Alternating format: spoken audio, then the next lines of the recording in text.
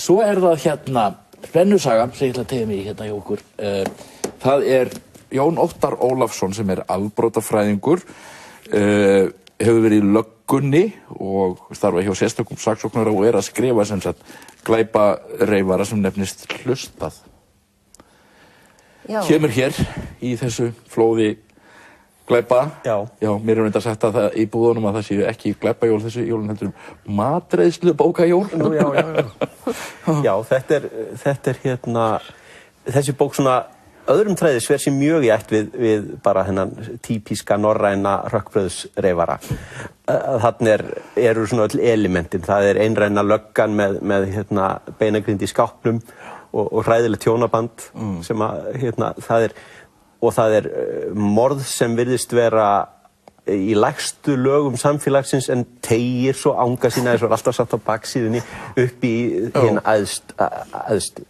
Þannig að svona sumuleyti þetta svolítið svona fyllt inn í ramman af þessum dæmigerðu. Þetta svona þessi maður hefur horft á Forbrydelsen. Ég get alveg fullyrt það. Hann hefur ekki bara verið í löggunni. En svo það að hann hefur náttúrulega verið í löggunni og hann svolítið að hérna byggja á því að allavega ég geri ráð fyrir að hann sé að gera það. Hann gæti þess vegna verið að búa allt saman til að nota sér þekkingu sína á raunverulegum vinnubrögðum og orðfæri löggunnar. Og það vinnur auðvitað með honum í það að skapa trúverðuleika. Það vinnur svo líka svolítið á móti honum með því að hún verður dálítið langdregin eins og raunveruleikin á til að vera ef hann borið saman við skáldskapinn.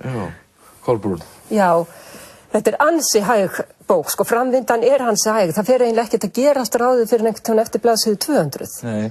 Sko, það í sjálfu sér allt í lagi ef að höfundurinn hefur vald á stíl. Jú. Og ef hann tekst að skapa andrúmsloft. En því miður það þannig að þessi bók mjög illa skrifuð og stundur hrekkur maður beinlínis við og mér skilst að höfundurinn ætla að skrifa fleiri bækur og þá verður hann að leggja meira upp úr stílnum.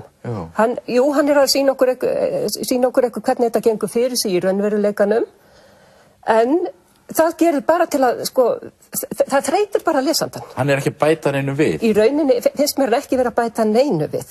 Nei. Þannig að, já, mér finnst þetta ekki góð bók. Nei. Og það þarna setningar sem eru ansi skrýtnar. Hvað hann að skrifa? Það sem sagt,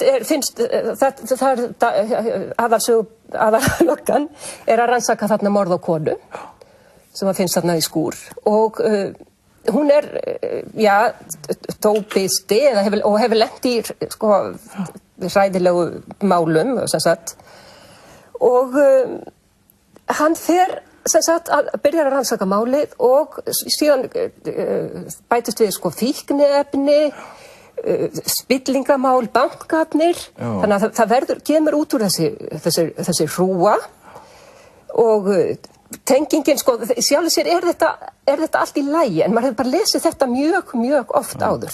En það þarna þessi skandinavíska eins og í þessum mörgum skandinavísku bókum tilraun til að vera að fjalla fjölþjóðsfélagsmál í leiðinni. Já, og svona einhvern veginn tengja saman hérna undirheima og efri stéttir og hrun og að sjálfsögðu, já, hrun og reyndar inn í þetta blandast þetta nafn Hlustað hérna, hún gengur dálítið mikið út á það að hlera og fylgjast með og fá leyfi til að hlera og finna leiðir til þess að fá leyfi til að hlera og svo í lokin þá tengist hún inn í rauninni þetta sem var hér efst á baugi fyrir nokkrum árum hlerunarmál á Íslandi almennt. Já, það nú áhugavert. Það það og síðasti hlutin fyrir utan hérna innganginn sem mjög spennuveikjandi og vakti hjá mér talsvert miklar væntingar, þá loka hlutin sterkasti hluti bókar.